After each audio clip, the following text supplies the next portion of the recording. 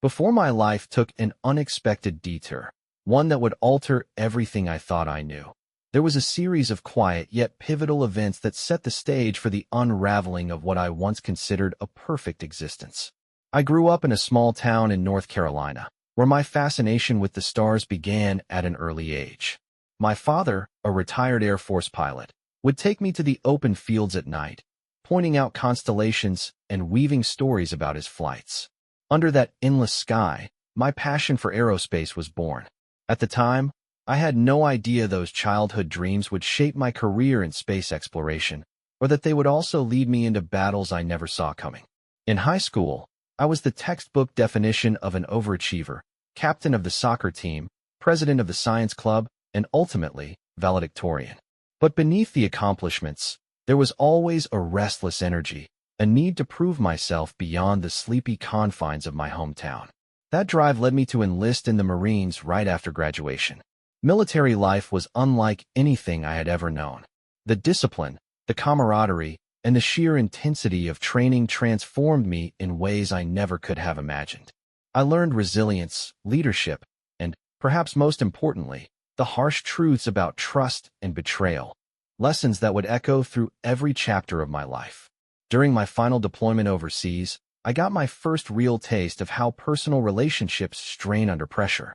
I served alongside men and women who, like me, struggled to balance duty with personal sacrifice. One soldier in particular, Sergeant Ryan Mercer, confided in me about his failing marriage back home. His story stayed with me, resonating even deeper years later when my own life took a similar turn. The military trained me to navigate external battles, but it never prepared me for the emotional landmines of civilian life. When I returned home, I threw myself into my education with singular focus, earning both my undergraduate and master's degrees in aerospace engineering. As my relationship with Lauren grew, we built a life based on shared dreams and mutual respect. We celebrated milestones, our wedding, the birth of our 3 children, and embraced the everyday chaos of parenthood and careers. Our home was filled with laughter, love, and the comforting predictability of routine. But beneath the surface, small cracks began to form. So subtle at first, I ignored them. Looking back, the warning signs were there. Lauren's increasing dedication to work, the quiet emotional distance creeping into our conversations, the unspoken tension hanging between us, each one a prelude to the storm that was coming. I was too caught up in my own world to see it. My job at Space Conquest consumed me, and I took pride in providing for my family. I held on to the naive belief that love, once established, was unshakable. It wasn't until everything fell apart that I realized how fragile our foundation had become. Many husbands have uttered the same words. Everything was perfect, until suddenly, it wasn't. I was no exception. My name is Ethan Caldwell, and at 31, I had the kind of life most men dream about. I worked at Space Conquest, a division of a major aerospace firm, helping develop NASA's next-generation crewed spacecraft. The vehicle was a fully automated, winged craft designed to carry 8 passengers, similar to the Air Force's X-37B, but on a much larger scale. My role? Designing the emergency escape system, ensuring that each crew member had a way to eject safely in a pressurized capsule at any stage, whether during takeoff, ascent, or reentry. It was a job I was passionate about, the culmination of everything I had worked toward as an aerospace engineer. At home, I had a beautiful family. Lauren and I had been together for 7 years, raising our 3 children, Noah, our 7-year-old son, and our 6-year-old twin daughters, Chloe and Sophia. We lived in a comfortable 4-bedroom house in a great neighborhood, surrounded by family. My parents were close enough to be actively involved in the kids' lives, and Lauren's sister, Emma, was just a short drive away. Lauren and I had met in graduate school. Between earning my degrees, I had served 4 years in the Marines, which helped fund my education. We connected instantly and married soon after graduation. I landed a great job in aerospace, while Lauren worked as a paralegal until she decided to stay home with the kids. Life was good, until, suddenly, it wasn't. When the twins started kindergarten, Lauren returned to work at the law firm. At first, I noticed nothing out of the ordinary. I trusted her completely. But over time, small changes crept in. She started dressing differently. Our conversations felt distant, and her work hours stretched longer and longer. Whenever I asked about it, she brushed my concerns aside, assuring me she was simply seizing a career-defining opportunity under a senior partner. I had met her boss, Nathan Prescott, a handful of times. He was the firm's arrogant, self-important founder, the kind of man who dismissed me with a glance. Each time I visited Lauren at work, something about him seemed off, controlling. But I ignored my instincts, maybe because I didn't want to see the truth. Then, everything unraveled. That weekend, the kids were staying with my parents, giving Lauren and me some rare time alone together. I was looking forward to reconnecting, but when I walked through the front door, what I saw stopped me cold. Lauren was descending the stairs in a sleek black cocktail dress, her heels clicking against the hardwood floor, her makeup flawless. She looked breathtaking. "Wow," I said, smiling. "If I'd known we had plans, I would have come home earlier. Give me a sec to get ready. Where are we going?" She didn't return my smile. Instead, she gave me a cold, deliberate look. "We're not going anywhere," she said, emphasizing the word we. "I'm going out, but not with you." I frowned, and in that moment, I felt the first real tremor of everything I had built begin to crack beneath me. "What do you mean?" I asked, my voice sharp with disbelief. Lauren met my gaze without hesitation. "I have a date with Nathan Prescott," she said smoothly. "And this is just the beginning." A cold dread settled in my stomach. "What the hell are you talking about?" She remained infuriatingly calm. "Relax, Ethan. This is just how things are now. I'll be back Sunday afternoon." "Like hell you will," I snapped. "If you walk out that door, don't bother coming back." She didn't flinch. "No, Ethan, I will come back. We're staying married. Nothing changes, except that I'll also be with Nathan. If you fight this, you'll be the one out of the house. And let's be real, do you really want to risk losing everything?" I stood there, struggling to process the insanity of what she was saying. "Sit down," she said, her voice unnervingly cool. "Let me explain how this is going to work. I'd rather you hear it from me before Nathan gets here in 30 minutes. If he has to explain it, you'll like it even less."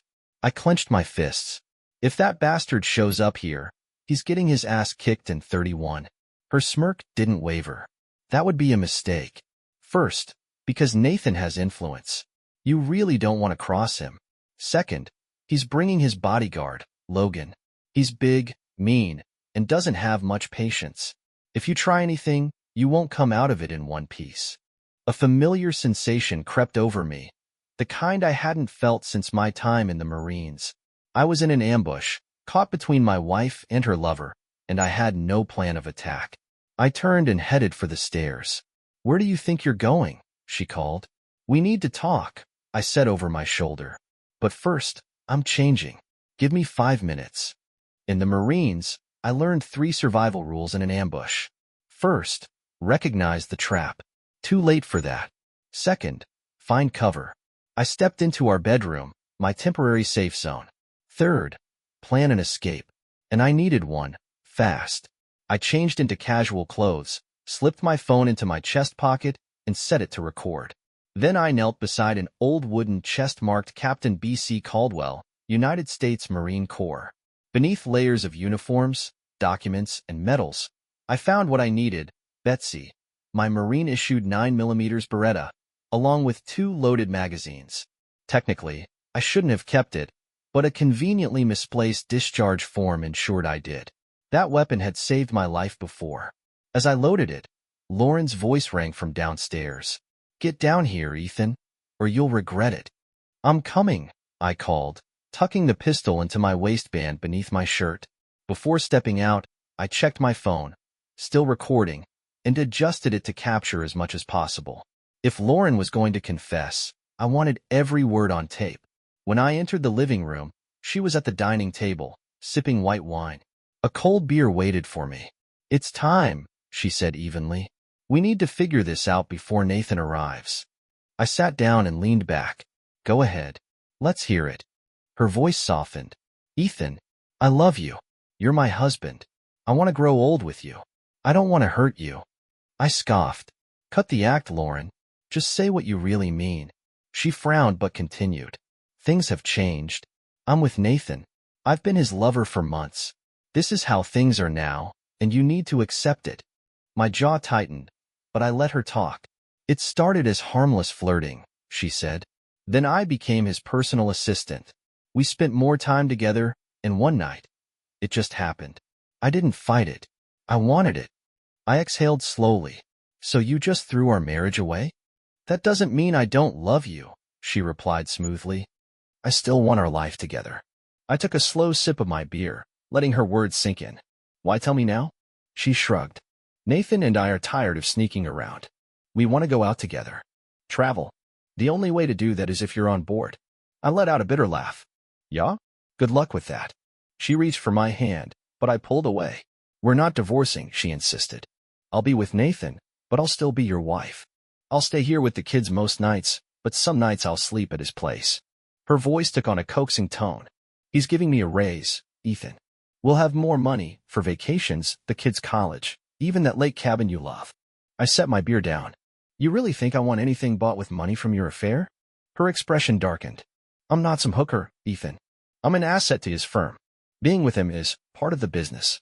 I stared at her. You're serious.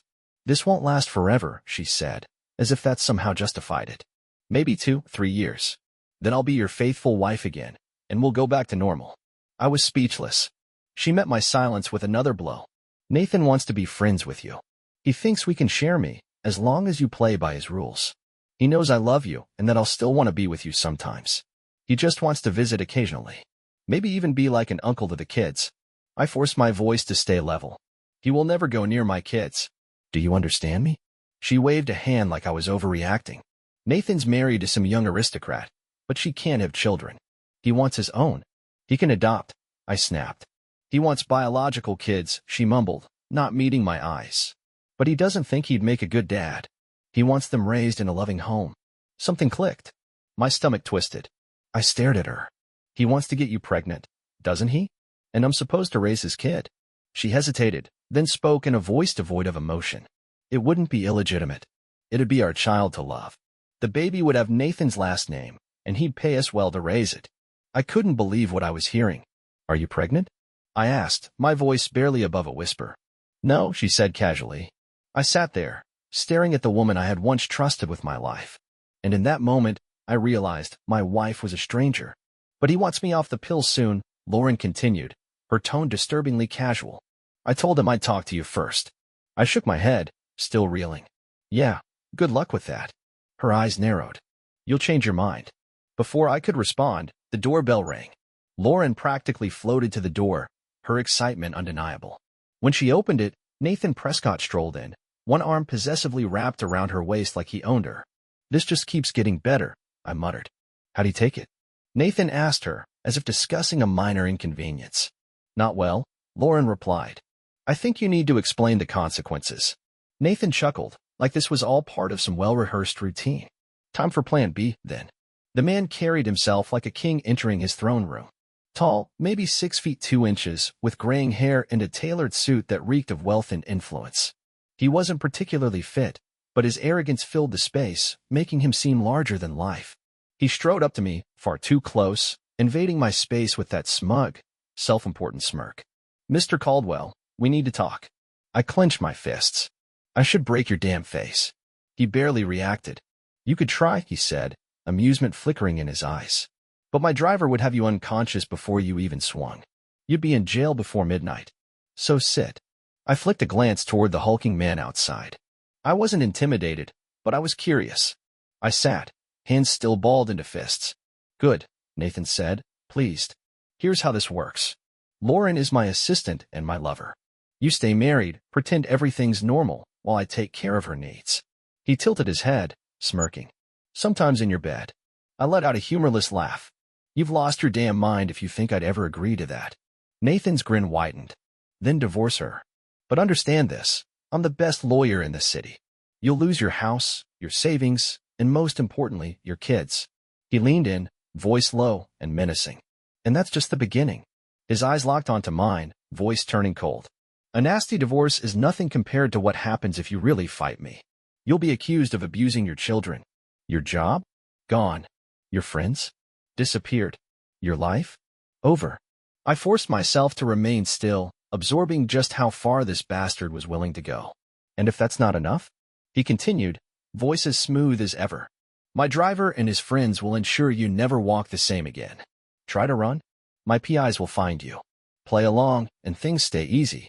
I turned to Lauren. You'd actually do this to me? She barely blinked. I don't want to, Ethan.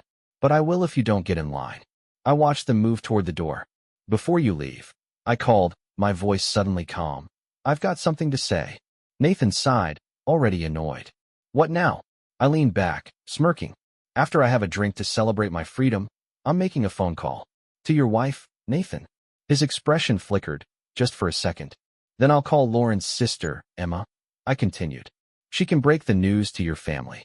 Nathan's jaw tightened. What did you just say? He growled. I didn't bother repeating myself. And tomorrow morning, I added, I'm changing all the locks.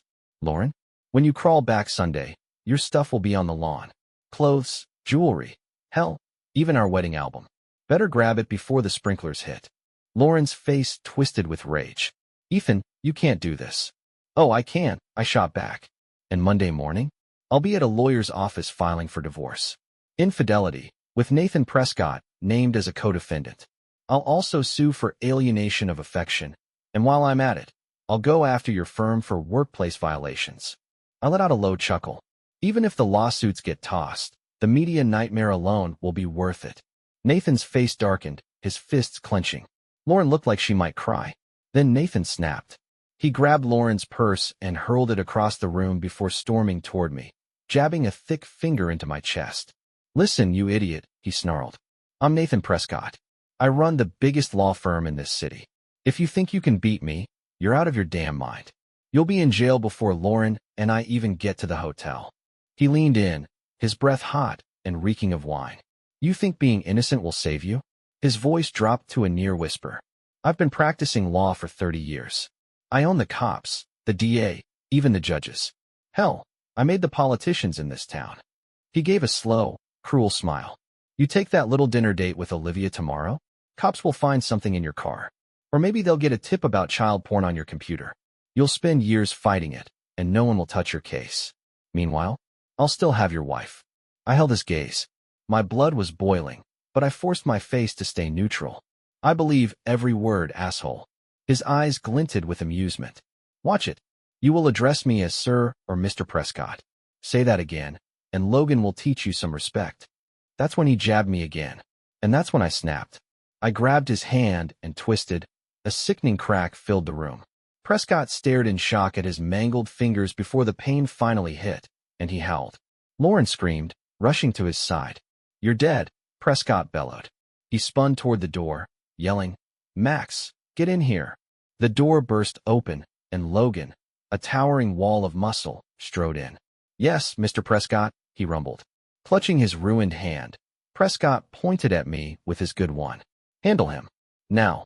Logan advanced, fists clenched. I was ready. As he moved, I pulled the Beretta from my waistband. Logan, I said, voice deadly calm. Back off. He froze, eyes locking onto mine, reading the situation. He saw I wasn't bluffing. I turned the barrel toward Prescott. Call your wife. Prescott glared at me, his body trembling with rage. But slowly, he reached for his phone. Speakerphone, I ordered. After a moment's hesitation, he obeyed. When she answered, I leaned in. Mrs. Prescott, I said, my voice cold and clear. Your husband and my wife have been sleeping together for the last 6 months. They're heading to a hotel now, I continued. When I objected, your husband sent his attack dog to handle me. Silence. Then, in a whisper, she said, he told me he was at our Palm Springs house working. He lied. I replied flatly. He's here. In my house. I turned the phone toward Lauren, who was now a sobbing wreck on the floor, mascara streaked down her face. This is my wife, I said, dressed for her big night with your husband. Oh my God, she whispered. Yeah, I've got to go. The cops will be here soon. I tossed the phone onto the floor and turned to Prescott. Well, asshole, I said, smirking. Your wife knows. What now? You gonna send Logan to finish the job? Prescott didn't answer.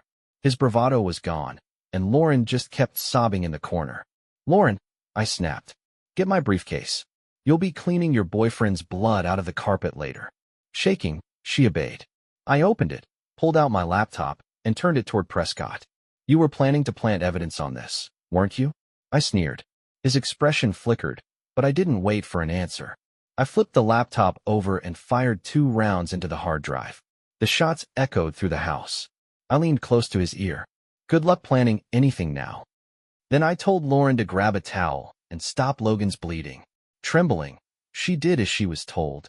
No one moves until the cops get here, I warned. An ambulance won't be far behind. I walked into the kitchen to clean up, but my phone battery was nearly dead, still recording.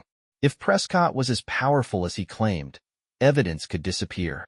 I tucked the phone under a pile of dish towels in a drawer, praying no one would find it. I splashed cold water on my face, but my reflection wasn't reassuring. My nose was bleeding, one eye swollen shut, and my head throbbed like a drum. Probably a concussion. But that was the least of my problems. When I returned to the living room, no one had moved. Stay put, I ordered. Then I stepped onto the porch. A crowd had gathered outside, neighbors, wide-eyed and murmuring. Someone called out, "Ethan, were those gunshots?" "Yeah," I said flatly. "Anyone call 911?" 2 hands shot up. One of them belonged to my best friend and neighbor, retired Marine Colonel Daniel McAllister. We'd shared beers and war stories. I called him Colonel. He called me Captain. "You good, Captain?" he asked, scanning me for injuries. I forced a grin. "You should see the other guys." Joking hurt, but I did it anyway. Sirens wailed in the distance, growing louder. "Colonel," I said quietly, "I need a favor." "Anything, Captain." I handed him Betsy, my Beretta, along with Logan's revolver. "Unload these. Set them down. I don't want to be holding a weapon when the cops arrive." McAllister moved quickly, disarming both guns and laying them neatly beside me. Just then, Olivia, my widowed neighbor from across the street, rushed over. Her eyes widened at the sight of my battered face. "Ethan, you look awful," she gasped, steadying me. "I'm feeling a little dizzy," I admitted. "Might have taken a harder hit than I thought." She helped me lower onto the porch just as 2 police cruisers screeched to a stop. Lights flashing, sirens wailing. Officers jumped out, hands hovering over their holsters. Colonel McAllister stepped forward, hands raised. "No threat here, officers," he assured them, nodding toward the disarmed weapons. "He's not a danger." One of the officers eyed me. "Anyone else inside?" "Yeah," I said.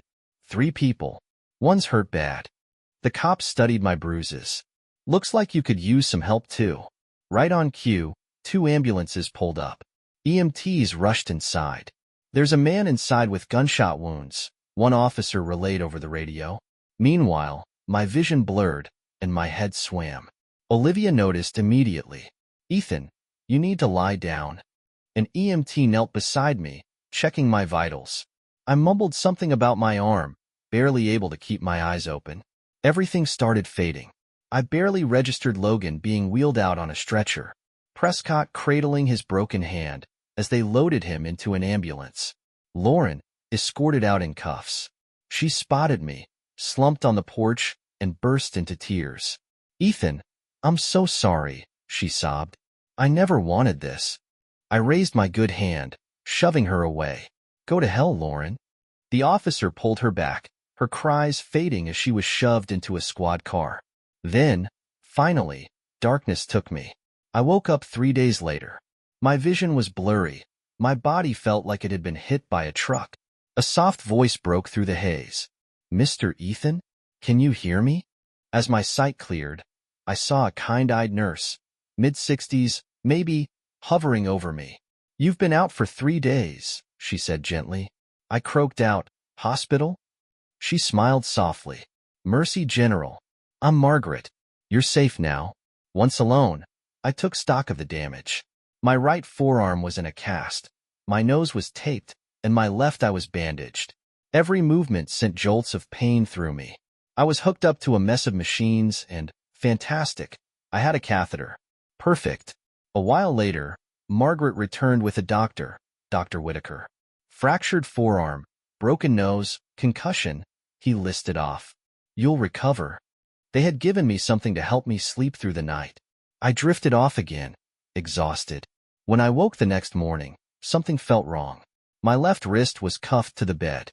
What the hell? I muttered, tugging at the metal. A voice drifted from the corner of the room. Relax, Mr. Caldwell. I turned my head. A middle-aged man in a rumpled suit stepped forward, his badge flashing under the harsh fluorescent light. They said you'd be waking up about now, he said. I scowled. What's with the cuffs? You think I'm running a marathon like this? He ignored the sarcasm, pulling out a notepad. I'm Detective Sergeant Wallace. I frowned. And? He flipped a page. You're under arrest. My pulse spiked. For what? His expression was unreadable. Assault with intent to kill. Aggravated battery with a deadly weapon. And, he paused, letting the last charge sink in. Spousal abuse. Illegal use of a firearm. The words hit like a punch to the gut. My mind reeled. Where the hell is this coming from? I demanded. Nathan Prescott filed the complaint, Wallace said. Logan Kane and your wife, Lauren, backed it up. Of course they did. Without another word, Wallace read me my rights in that same monotone, then turned and walked out. The door clicked shut behind him, leaving me alone with my thoughts.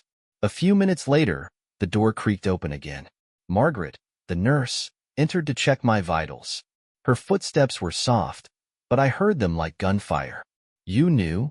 I asked, rattling the cuffs against the bed frame. She hesitated, then gave a small nod. I'm sorry. I swallowed hard. None of it's true, Margaret. I forced a weak smile. When this is over, I owe you dinner. She gave a faint smile. I believe you. But it better be somewhere fancy. Later, Dr. Whitaker returned to say I'd be moved to a secure ward. Not long after, Wallace came back with 2 orderlies. They wheeled me to another floor, a guard posted outside my room. Once inside, they uncuffed me, figuring the locked door was enough, and reconnected my IVs. Before leaving, Wallace said, You'll be formally charged via video in a few days. Got a lawyer? No. I'll send a public defender. Then he left. The silence was deafening. My mind raced. My kids, where were they? What had they been told? My job? Had they already replaced me? 5 days later, my public defender arrived. A young guy named Jason Monroe, barely out of law school. He skimmed the paperwork, barely making eye contact. You'll be arraigned tomorrow at 10 a.m. How do you want to handle this? He asked, monotone. If you plead to lesser charges, I can negotiate a deal. I'm not guilty, I snapped. Where are my kids? He flipped through his notes. Your wife is staying with her sister. The kids were told you're away for work. I clenched my jaw. Contact my boss. Tell him what's going on. Jason shrugged. Fine. I scanned the list of charges, then one made my stomach turn. Spousal abuse? I growled.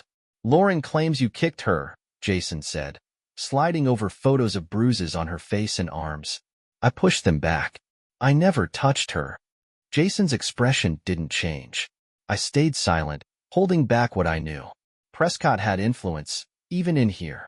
You have 3 witnesses against you, Jason reminded me. Take a deal, and you might avoid prison. I stared at him.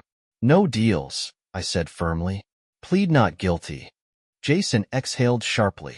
Fine, but getting you bail? Not likely. The DA thinks you're dangerous. I met his gaze. You don't believe me, do you? He didn't answer.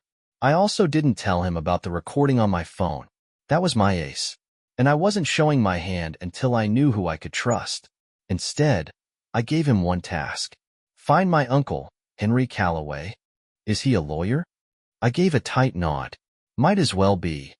Henry had been a Navy Advocate Corps attorney, working his way from defense lawyer to prosecutor to judge before retiring as a captain. He'd passed the California bar and specialized in family law in San Francisco. These days, he worked as a child advocate.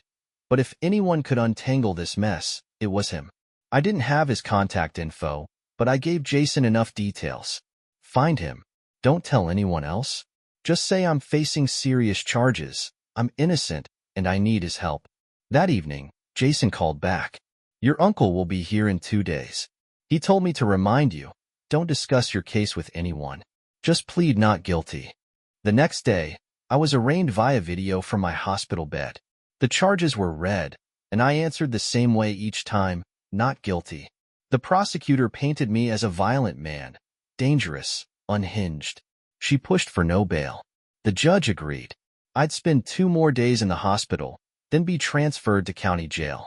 The day before my transfer, Uncle Henry arrived. Seeing him after everything nearly broke me. I hugged him hard, emotions boiling over. When we were alone, he leaned in. All right, Ethan, tell me everything. I laid it all out.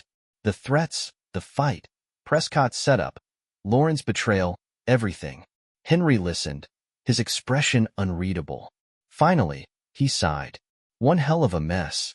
I lowered my voice. They rewrote the entire night. But I've got proof. Henry's eyes sharpened. What proof? I took a breath. It's all recorded on my iPhone. Henry's face remained stoic, but I saw the relief. Where's the phone? In the kitchen drawer at my house, I whispered. Henry nodded. Getting it won't be easy, but we'll figure it out. Then he sat back, voice steady. Don't worry, Ethan. I've got your back. You focus on healing. I'll handle the rest. Henry had a plan. Step 1. Dig into the case, expose the setup, and fight for bail. Step 2. Get my kids back. Emma believes you, Henry added. I'll check on the kids, keep them safe. After I was discharged, they transferred me to city jail. 3 days passed. No word from Henry. I started to worry. Then, just as I was losing hope, I was called to court. And there he was. Henry stood confidently before the judge. He fought hard and won. Bail was granted. Under house arrest. Henry rented a townhouse in a gated community and moved in with me, keeping a close eye on things. I wasn't allowed to leave the premises. Don't stress, Ethan, he assured me. I've got a few tricks up my sleeve. But he kept the details to himself, focused on next steps. Private investigators were hired. But the biggest challenge? Retrieving my phone. The one piece of evidence that could clear me.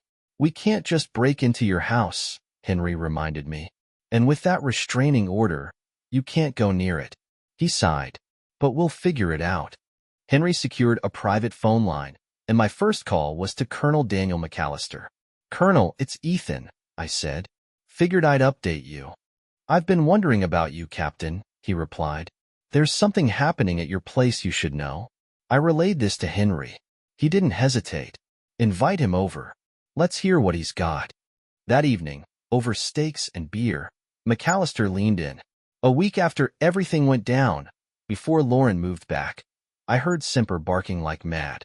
Looked outside and saw 2 guys in dark clothes, flashing lights at your garage. What did you do?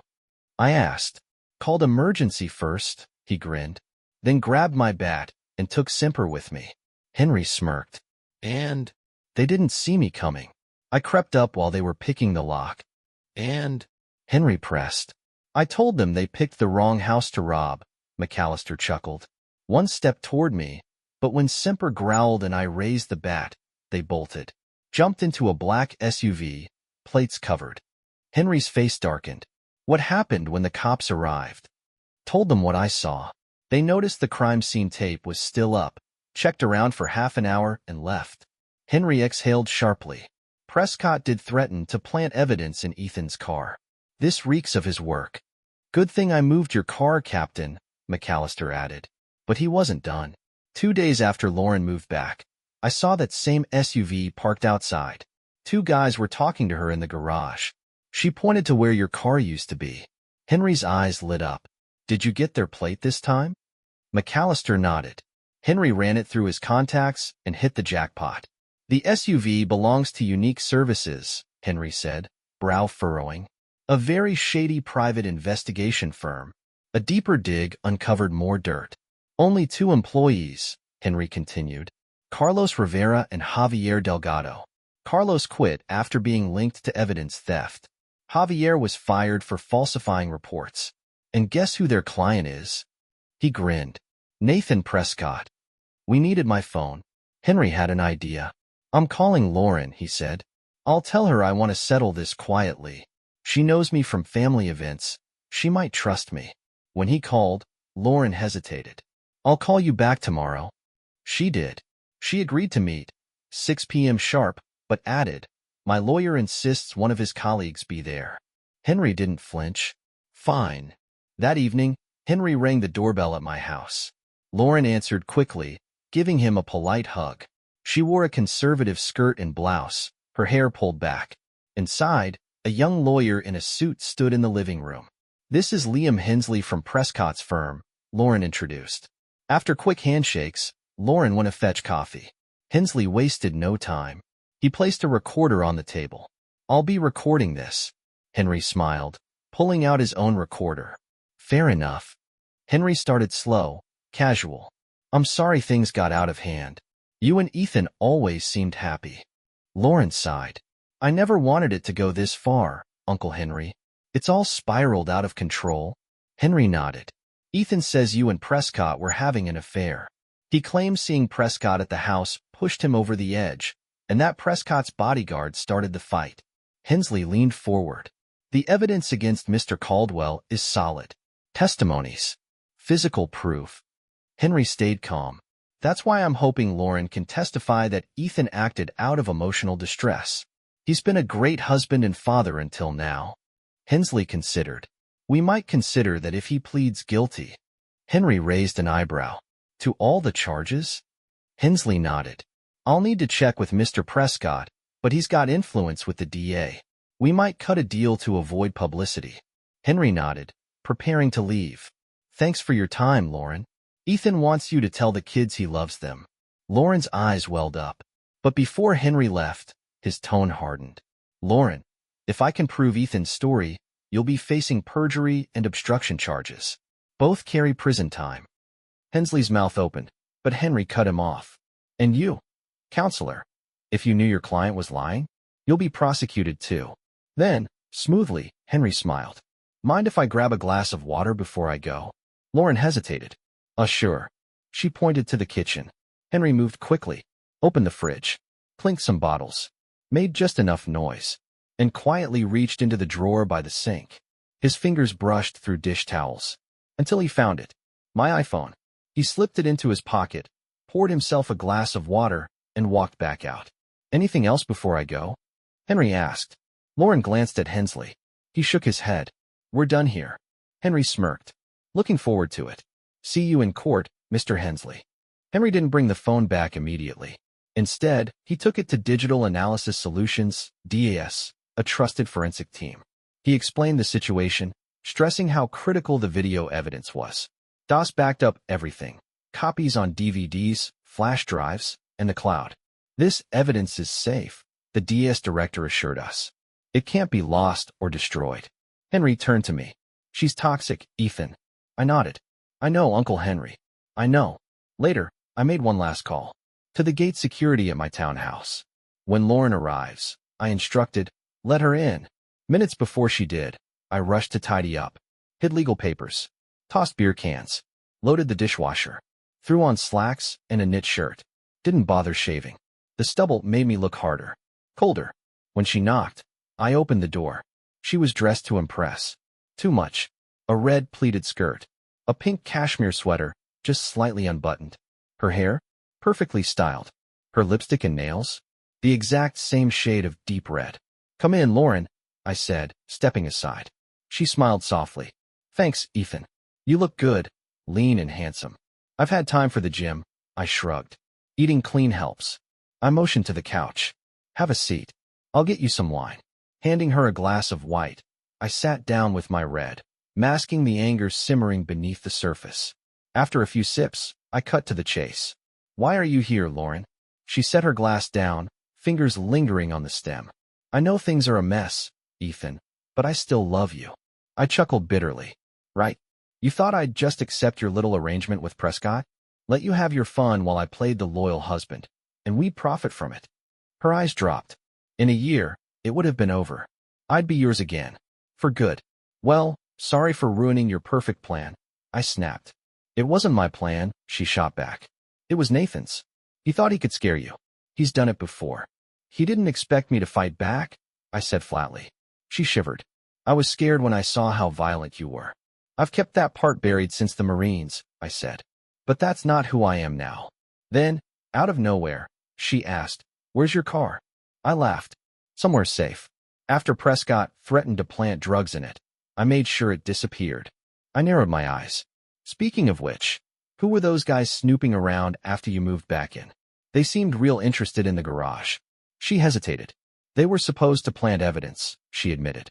"I didn't want it, but Nathan insisted. He wanted to ruin you. And you didn't mind lying to put me in prison?" I snapped. "If you love me like you say, tell the truth. Get the charges dropped." "I can't," she whispered. "I'm in too deep. Nathan controls everything. Whatever he says becomes reality." "That's your problem," I muttered. I leaned forward. "What about the misuse charges? The bruises? I never laid a finger on you." She looked away, voice barely a whisper. "That was Nathan," she admitted. My blood ran cold. "Right after you went outside, he made up the story. He told Logan and me exactly what to say. To make it believable, he knocked me himself." She swallowed hard. "We practiced the story until we had it perfect." Her eyes filled with tears. "I'm sorry, Ethan. I never wanted this. I want us back." I shook my head. "That's never happening." Her expression hardened briefly, then softened. "There's another way out," she murmured, leaning in. "Nathan knows about your military service, your PTSD. He wants you to plead guilty, blame it on that. He'll pull strings to get you into a VA hospital instead of prison. In a year, maybe less, you'll be released." She touched my hand. "I'll be waiting. We can start over. With the kids."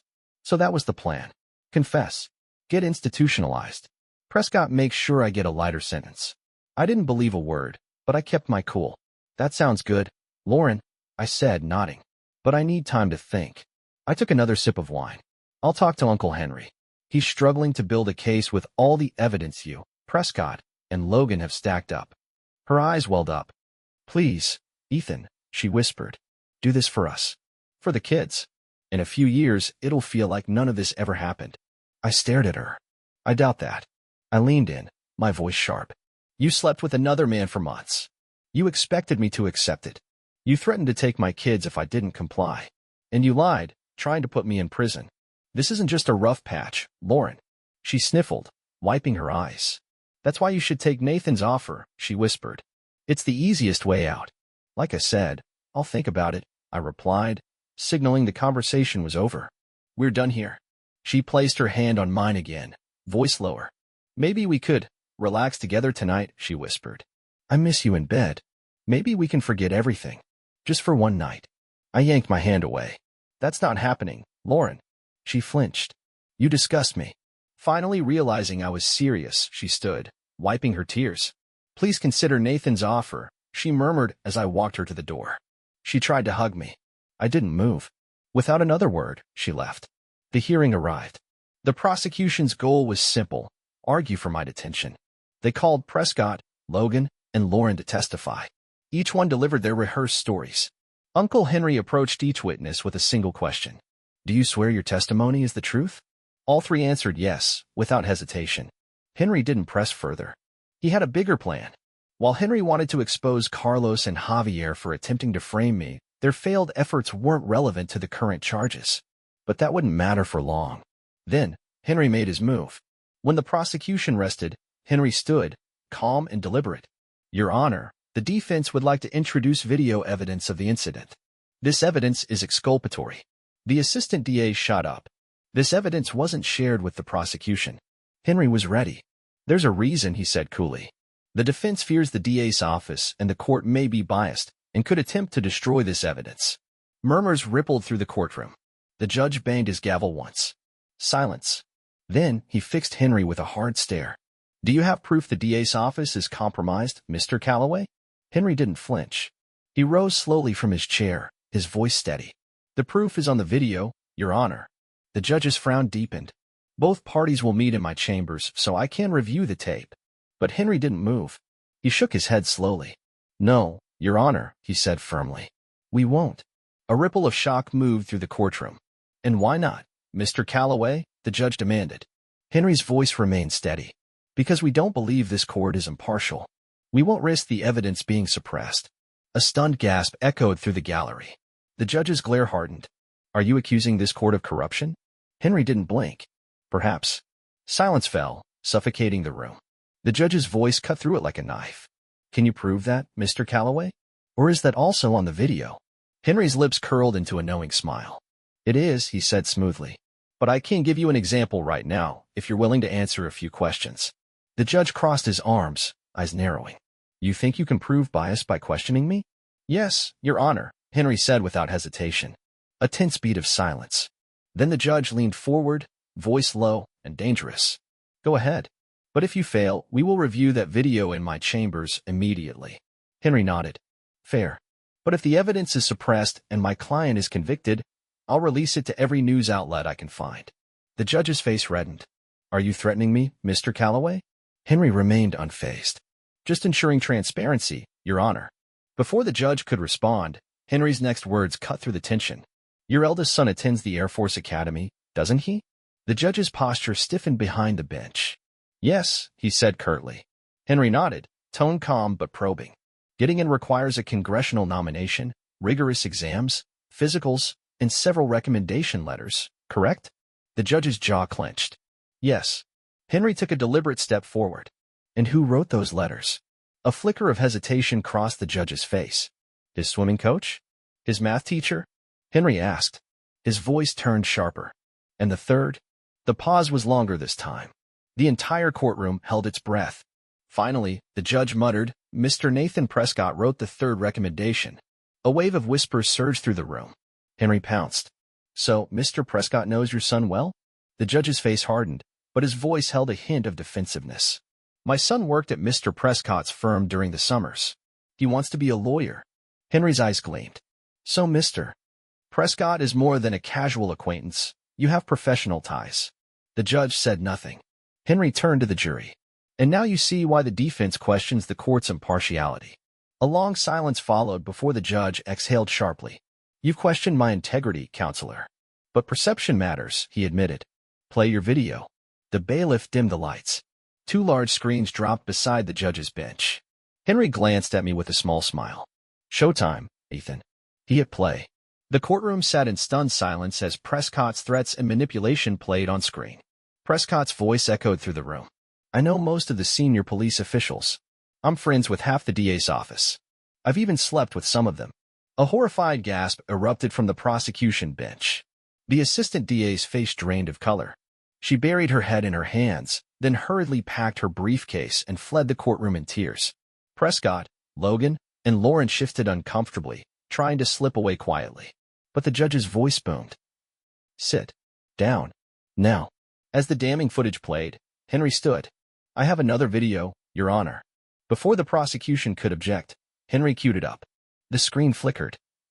And there was Lauren, recorded 2 weeks ago at my townhouse. Her face went pale. On screen, she confessed to everything. The threats, the false accusations, the entire framed job. Her voice cracked as she admitted, Nathan made me do it. He hit me himself to make it look real. In the video, she screamed at me, Ethan, how could you do this to me?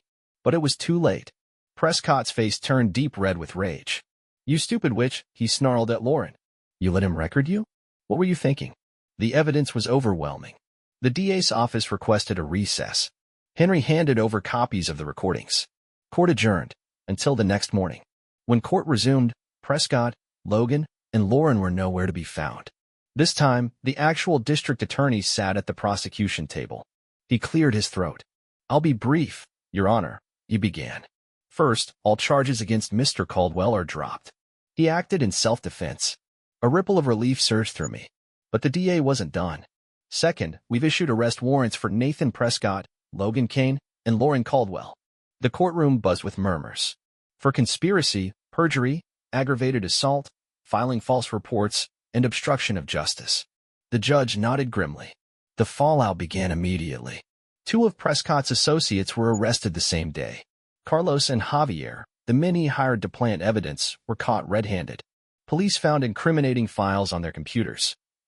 The same files they tried to plant on my phone. Javier cracked under pressure, confessing everything. Prescott, Logan, and Lauren were arrested soon after. They posted bail, but the damage was done. The DA launched an internal investigation, exposing Prescott's long-standing corruption. Eventually, All three were convicted. Prescott arrogantly defended himself. It backfired. Logan and Lauren pled guilty and testified against him. The sentences were brutal. Prescott, 11 years. Logan, 7 years. Lauren, 3 years, reduced from 5 after I testified she tried to warn me before Prescott attacked. Carlos and Javier, also convicted. Prescott sat in county jail, waiting for transfer to state prison. Logan and Lauren were given 2 weeks to settle their affairs before surrendering. Logan prepared his family, hoping for parole in 4 years. Lauren served her sentence in a rural county annex, thanks to Henry's negotiations. I let her stay in our house with the kids until she had to report to prison. She spent her last days with them, explaining that Mom made a mistake and had to go away for a while. The kids were too young to fully understand, but they knew enough. The day before Lauren was set to turn herself in, she asked me to come by the next morning after dropping the kids at school. She wanted me to move back into the house to minimize the disruption. I arrived at 9 a.m., rang the doorbell, and she opened it quietly. "You didn't have to ring, Ethan. This is your home." Lauren looked different, dressed simply in a black skirt, white blouse, and flats, her hair pulled back.